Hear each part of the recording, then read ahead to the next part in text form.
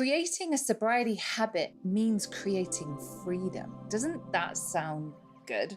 Doesn't that sound like something you want? This is one of the ways that we get out of that mindset of the fear of missing out, that belief that we are giving up something if we stop drinking. We are creating more freedom in our lives by not drinking. I dreamt that you were twisting through 7 suns of gold, and the gypsy was insisting that it's starring. Hello there, and welcome to the Soberful podcast, and welcome to 2023. Oh my God, does anyone else feel like time is going by really, really fast? I can't believe it's January already. So today I'm doing a solo episode, and I'm doing this because it's just something I wanted to get deep and meaty into, and it's about building a sobriety habit. So that is what I'm going to be talking about today.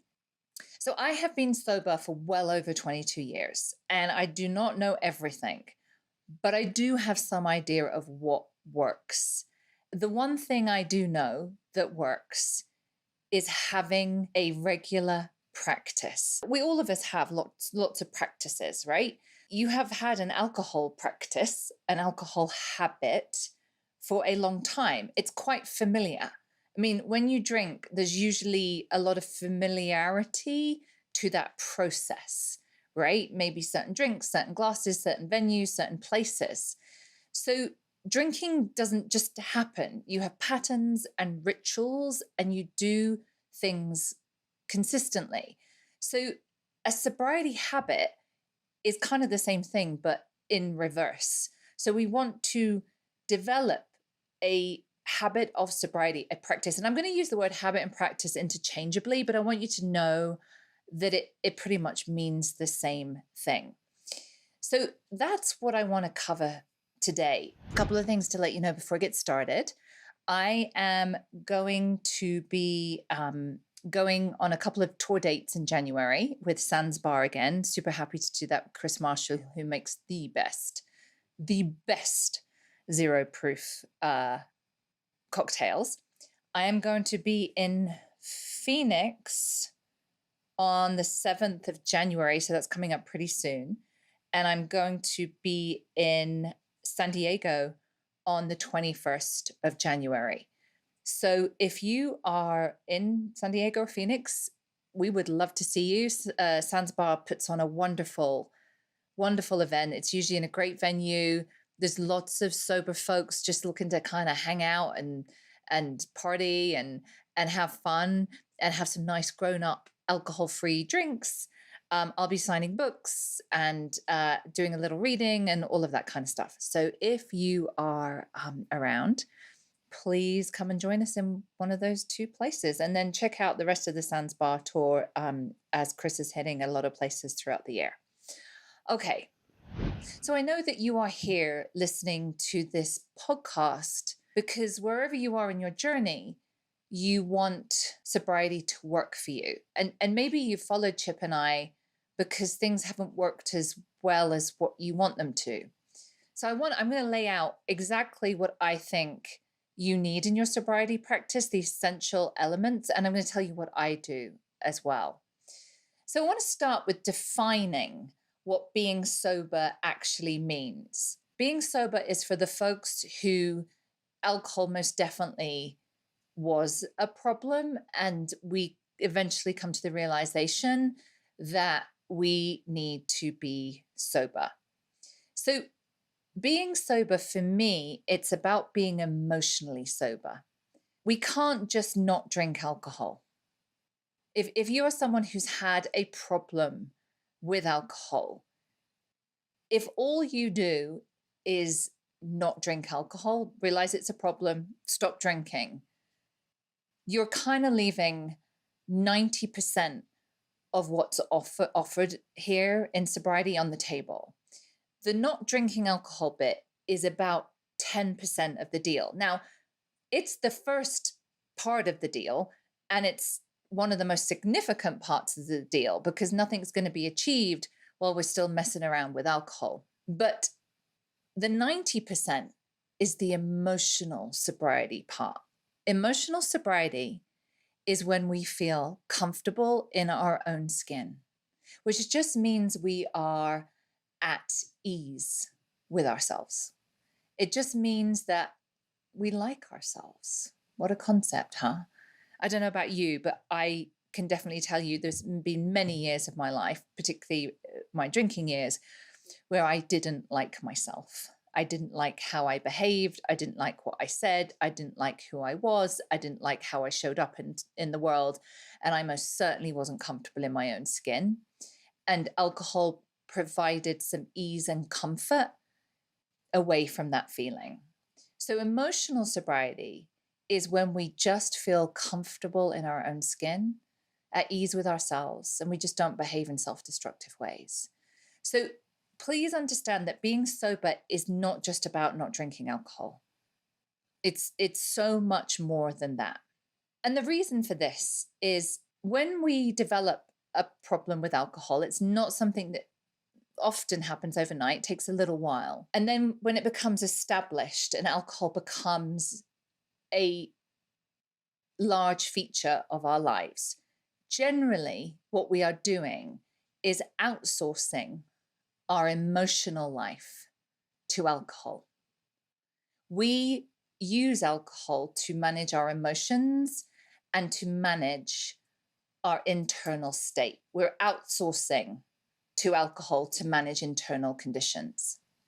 So when we stop drinking, so what happens over the years when we do that? There's a few things that happen.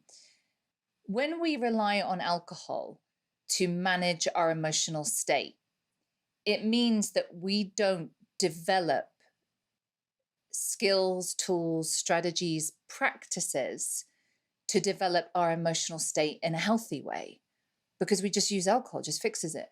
I remember back in the day when I was dating this guy, another loser, and he dumped me. And I put the phone down, it was over the phone. And I remember thinking, this is a 2-bottle of wine job. This is not a 1-bottle of wine job. This is a 2-bottle of wine job. And I remember distinctly going to 2 different off licenses because I didn't want them to think that I had a problem. I got dumped by this guy, and I just felt this wave of fear and self-loathing and despair and rejection. I felt these emotions coming towards me like a freight train, and I had absolutely no idea how to support myself through those emotions apart from drinking alcohol. That was the only way I knew how to deal with anything that was difficult, was to drink. So when we stop drinking, we are often emotional teenagers because we just have spent years not developing practices to deal with our emotions in a healthy and productive way, in a way that makes us grow, helps us grow. So a sobriety habit is about staying sober by managing your emotional life. And it's really important you understand that link, that fundamentally what is underneath a sobriety practice is methods that help you deal with your emotional life for the rest of your life. Make sense so far? So let me ask you a rhetorical question. Those of you who are listening to this, what is your goal? And I'm going to say, for hopefully most of you, your goal is to be sober or to stay sober. So it sounds like an easy question, right? Of course that's your goal. And I'm going to say all of you have probably achieved your goal. You have been sober for a length of time at some point. Maybe it was a day, maybe it was a few weeks, maybe it was a few months or even a few years. So all of you have achieved your goal, but it's not about the goal. When we focus on the goal of being sober or staying sober, it actually trips us up. What we have to focus on is the system, not the goal. Because all of you have achieved the goal, right? Is there anyone listening to this who hasn't achieved the goal of being sober? Even if it's just for a day or two, here or there, you've achieved the goal. It's not about the goal, it's about the system that gets you to the goal. And that's the first lesson in creating a sobriety habit that works. Don't focus on the goal, Focus on the system that will get you there. Otherwise, if we just try and reach for our goals with the system we have been using so far in life, we will always get what we've always got, which is drinking. So I want to tell you, I'm drawing quite heavily here on the book Atomic Habits by James Clear, which I love because as soon as I read it, he says everything I've been saying for years about sobriety, and he says it in such a fantastic way. So I'm really taking what he teaches and applying it to the message of sobriety. So what do I mean by system? And what I mean by system is the way you live your life, your habits. Your habits are your system. This means we have to unlearn a lot of things and do some things differently in order to maintain sobriety. Now, don't feel daunted by this. It's not about overhauling your life in 1 week. It's actually about making small changes consistently. Now, this word is going to come up a lot. And if you have worked with me in any coaching program, you know that I talk about consistency a lot. It is the backbone to your sobriety. And I'm going to go into that in a minute. Creating a sobriety habit means creating freedom. Alcohol keeps our lives very small. So change your mindset around that. You are creating more freedom in your life by not drinking. Doesn't that sound good? Doesn't that sound like something you want? This is one of the ways that we get out of that mindset of the fear of missing out, that belief that we are giving up something if we stop drinking. We are creating more freedom in our lives by not drinking. And these little mindset tweaks will help you create a sobriety habit. So the system, so that one of the things I teach is about the 5 pillars of sobriety. It's in my book, Soberful. By the way, if you haven't bought the book, get the book. It's all in there.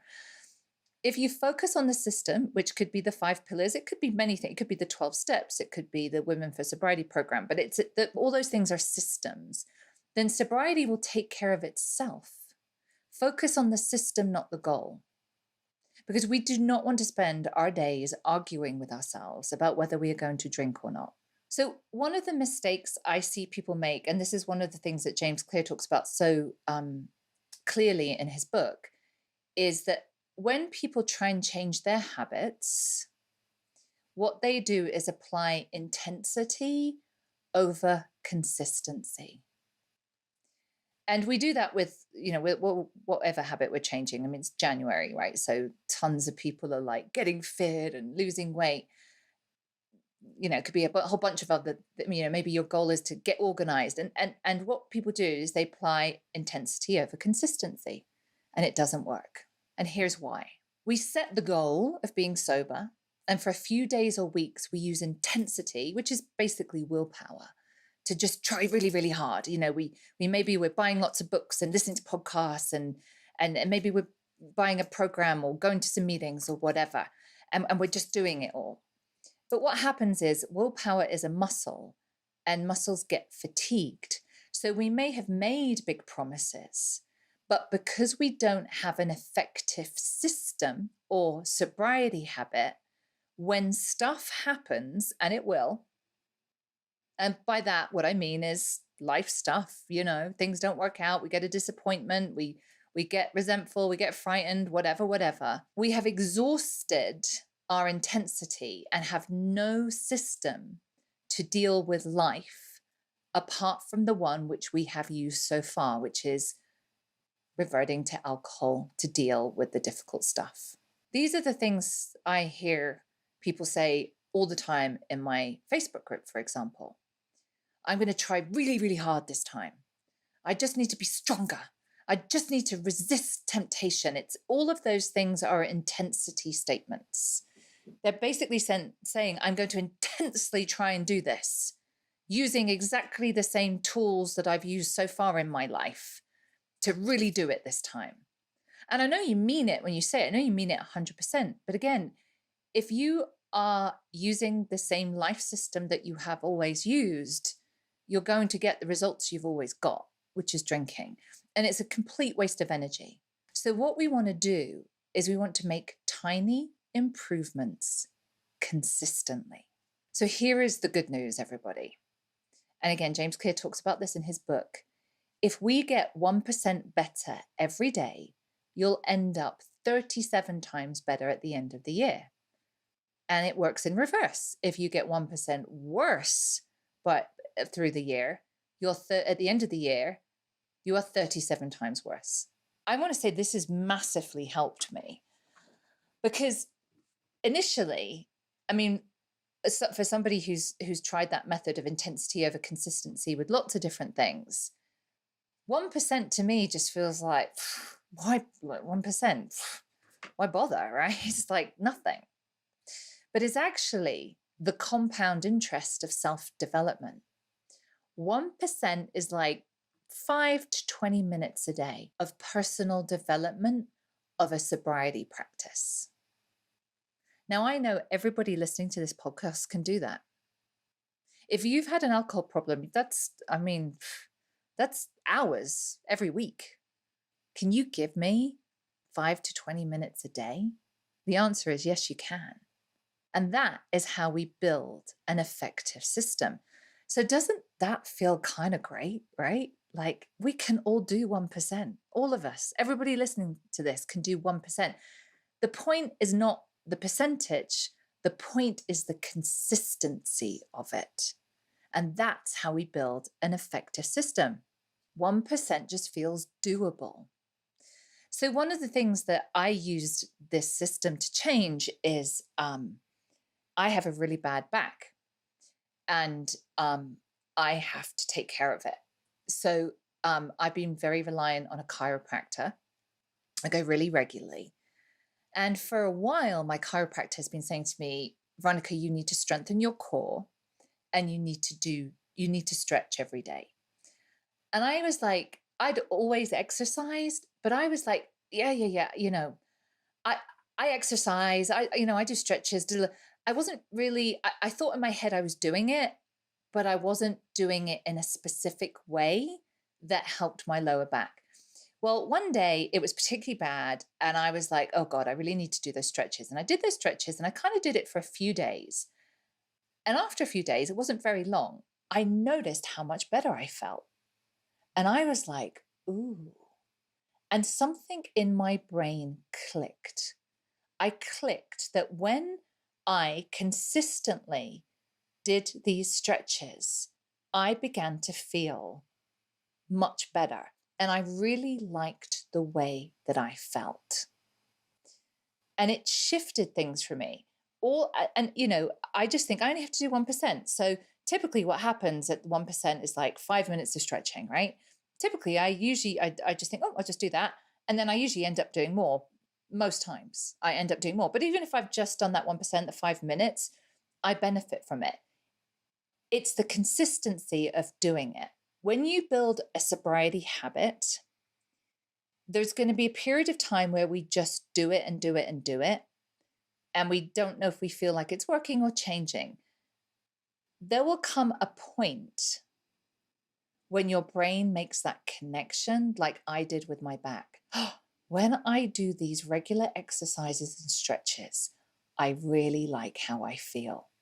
And then the doing of those things just becomes a must. It just becomes a habit that I don't think about because I like the good stuff and I like feeling good. So this is how you can start. Do something that supports your sobriety every day. And if it's just 5 minutes, do that. But it's the consistency of doing it that's going to make all the difference. And I'll go over what some of those things can be shortly. Now, I want you to know that, and this is really important, and Chip and I've done some episodes on this, early sobriety is not how it is long term. In the first few months, you are making an investment in yourself, in your sobriety, and you have to keep consistently making that investment until you reach a critical threshold. And I'm going to explain what that is in a minute. But please know, Early sobriety is very unique. And I'm talking about the first few months, significant months. And it could be really the first, about the first year. It's not how it is long term. Things change. It's very unique. So know that going into this. So let me explain this critical threshold concept because it's really, really important. The outcomes you are looking for, and again, the outcomes we're looking for, number one is to be sober, but again, it's actually much more than that. What everybody is looking for, whether you realize it or not, is to be emotionally sober, which is to feel comfortable in your own skin and to like yourself. That's actually what the outcome that people want. We want to like ourselves again. So those outcomes that you are looking for are delayed as you build towards a critical threshold. The really good stuff is going to come later. And I want you to know, it's not to say in the first week, month, or few months, things won't feel demonstratively better, because they will. I remember, I think after about 3 weeks, 4 weeks of sobriety, I remember going rollerblading and kind of just feeling amazing. I just felt incredible. And I realized it was because I just wasn't hungover, and I hadn't been hungover for a while, and I'd had some sleep and eaten better and drunk lots of water. And I just noticed, like, God, whoa. I realized there's lots of people walk around feeling like this all the time. I was so used to being really hungover for half the week all the time. That was just my normal way of being. So, after 30 days, you're going to notice that you feel better. You maybe have more energy. Maybe you're sleeping better. Again, it's different for everybody. It depends on health issues and age and all that kind of stuff. But as the days and weeks go by, you are going to improve. Things are going to feel better. Things will start improving and you will notice these changes. But emotional sobriety, what I've been talking about, that takes longer. That takes an investment of time. And you have to keep building your sobriety habit until you reach the critical threshold. With our bad habits, we usually get an immediate reward, right? But the ultimate outcome is bad. With good habits, it's in reverse. There is often no immediate reward, or it's much smaller, but the ultimate outcome is good. So, you might be 7 days alcohol free and feel a bit better, but still feel a bit lethargic and like dull and like you're missing out. So there's no immediate reward. It takes a bit of time. So let me explain how we get to this critical threshold. And this is really important for your sobriety. And this is an example James Clear uses in his book. So imagine you have an ice cube. And we want to get this ice cube to melt. So we are sitting in a room with the ice cube on the table, and the ice cube and the temperature of the room is 27 degrees. And we're looking at the ice cube and we want it to melt. So we raise the temperature and the temperature of the room goes up to 28 degrees and nothing happens. The ice cube is still an ice cube. So we raise the temperature to 29 degrees and nothing happens. The ice cube is still an ice cube. We raise it to 30 and it's the same. And we raise it to 31. And then we raise it to 32. Still nothing happens. We raise it to 33 and then we see a drop of liquid on the ice cube and it begins to melt. All the action happens after the temperature has reached 32 degrees. By the way, for those of you in Europe, this is in Fahrenheit. Freezing is 32 degrees. So all of the action happens. Nothing. So you may be like, I don't know, you're raising the temperature, you're willing on the ice cube to melt, you're intensely looking at it, raising the temperature and nothing's happening. There is no change.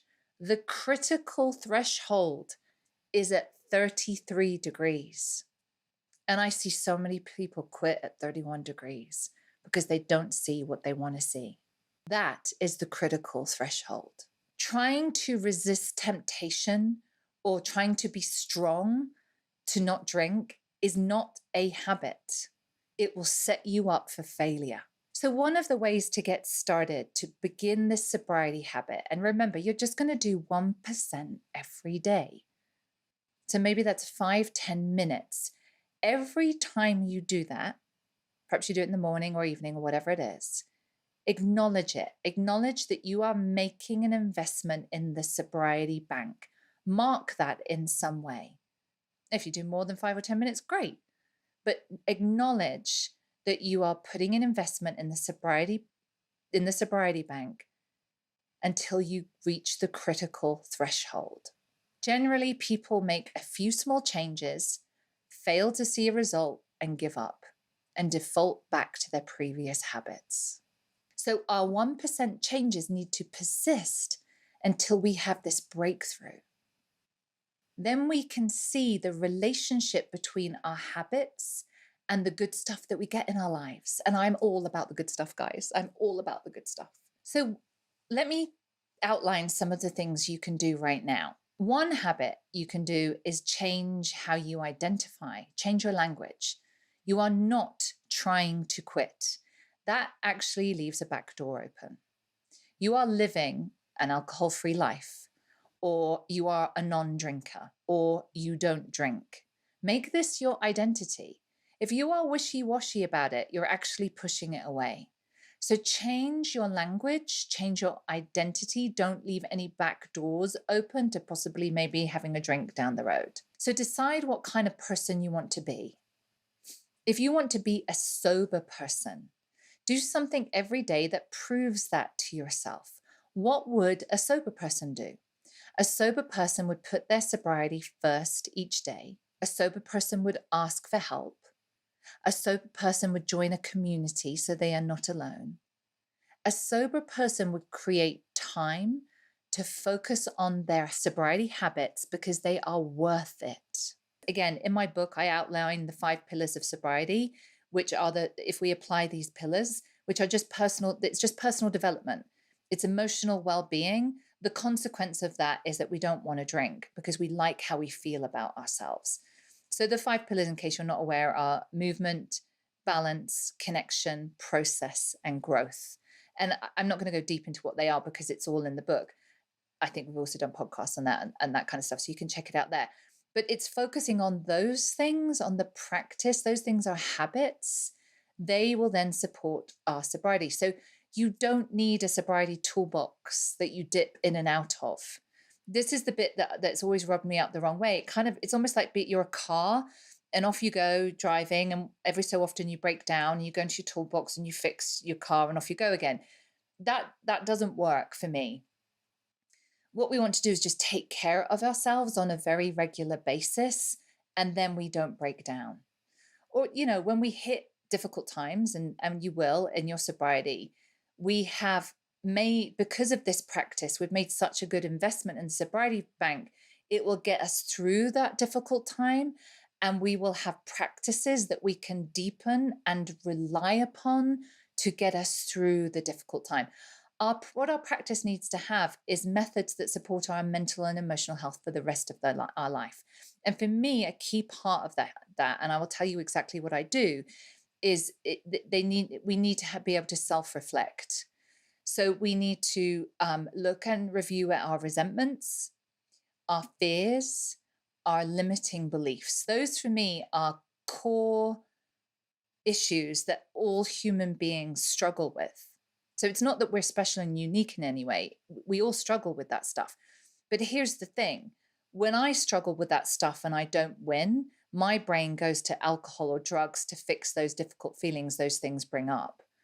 So that's why a core part of a sobriety habit is a way to self-reflect and change our resentments, review our fears, change our limiting beliefs. And we need to do that for the rest of our lives because we're never fixed, right? Let me tell you, I've been doing this for 22 and a half years, and I really thought one day I would hit perfect. I'm not there yet. I'm still a human being that has human experiences. And sometimes I just have intense emotional responses, and I can't see the wood for the trees. I don't have a perspective, and I don't like the way it feels. So I need a method, a system of self-reflection so I can see things differently and then I can feel differently. Sobriety is really just two things. Sobriety is consistency that leads to a shift in perception. That's all it is. So if any of this has made sense, I hope it has. If it's resonated with you and you are like, yes, Veronica, tell me, show me how to build a sobriety habit, I have a free training that is starting next week, and I would love for you to be part of it. And I am going to go through exactly what that is for you to start your own sobriety habit. So we start on Monday, January the 9th, and then we go through to the 13th. And every day it's at 3 p.m. Eastern, 8 p.m. at the UK. And I'm going to take you through everything I know to build a sobriety habit that works. So day one, I'm going to teach how sobriety comes easy when it's a habit. Day two, I'm going to be talking about the biggest mistakes to avoid. Day three, I'm going to explain why intensity over consistency doesn't work. Day four, I'm going to teach you about the secrets to building a sobriety habit. That's the day not to miss. I'm going to tell you all of my secret sauce. And day five is going to be time for questions and coaching on this. So this is a very special training. I'm very excited about it because I've been working on this for some months. It's been kind of buzzing away in my head that I keep hearing this toolbox thing, and I'm like, no, it's because you don't have a practice. You don't have a practice. So I'm going to lay that all out for you. And if you would like to come along and experience that with me, you can go to soberful.com to sign up for that. You can, if you're on my mailing list, or follow me on Instagram at Veronica J Valley, there'll be links there to sign up. And you can, of course, if you can't make it live, you can get the recording. But I will be taking questions. I'll be doing some coaching as we go along, and I will help you build your sobriety practice. So thank you so much for listening to this episode and starting 2023 with me. I hope this is the year that you get everything that you want, that your life does begin to change, that it goes to the next level. And we will be back next week with another episode. Thanks so much, guys. Bye-bye.